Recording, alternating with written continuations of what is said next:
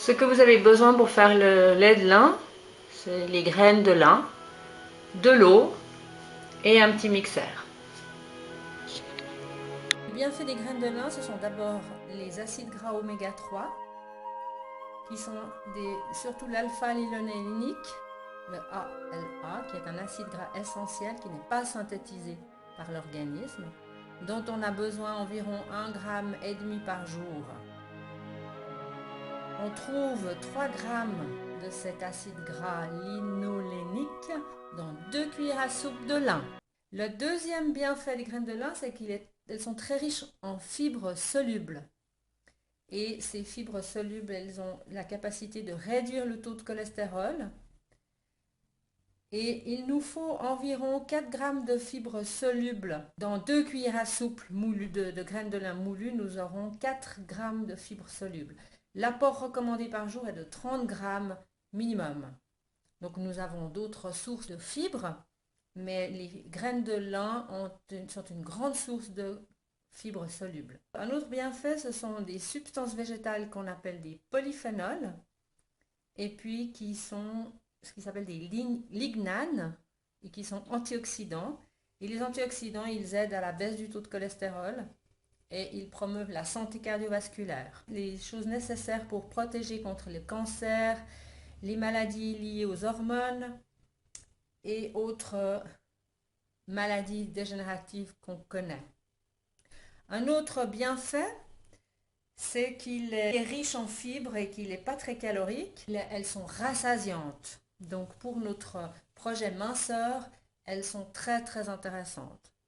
Elles aident contre l'inflammation, elles aident contre les bouffées de chaleur et elles aident contre le diabète. Elles équilibrent légèrement le taux de sucre dans le sang.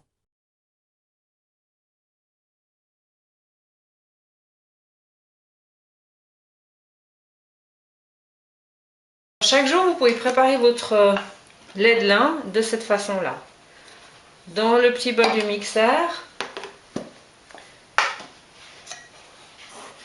il suffit une cuillère à soupe de graines de lin avec la lame qui permet de moudre. Nous allons moudre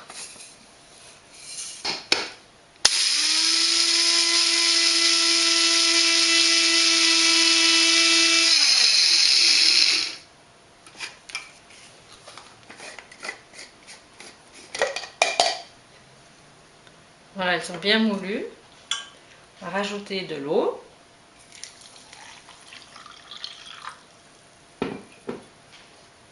Avec les lames qui permettent de mixer.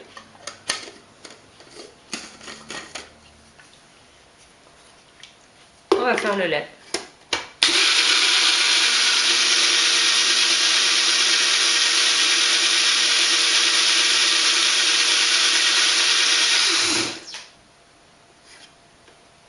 Voilà.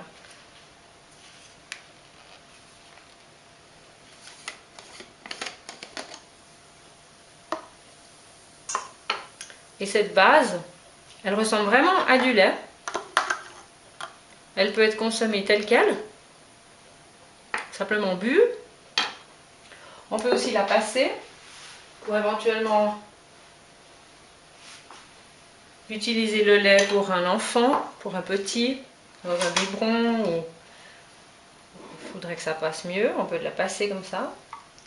Mais naturellement pour nous, c'est pas intéressant de le passer,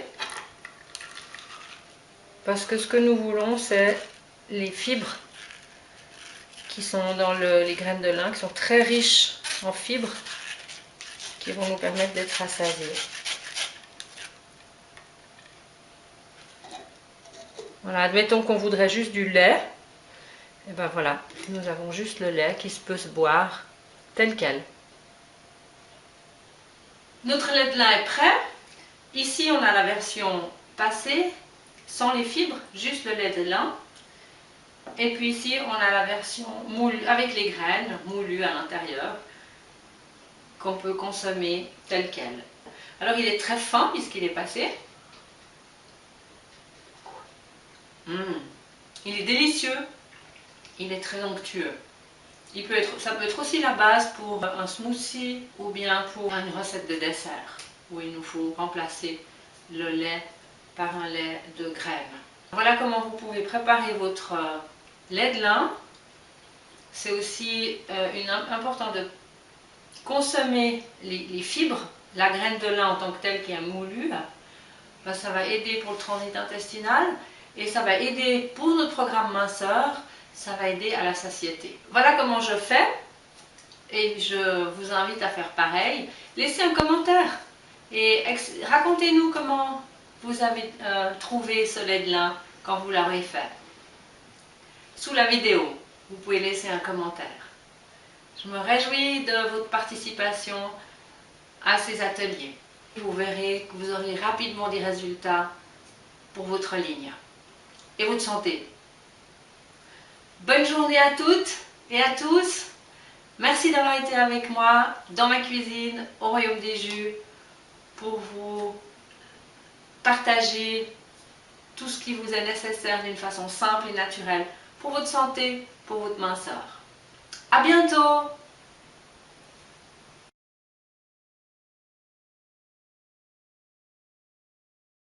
Adoptez cette nouvelle façon de faire chaque jour.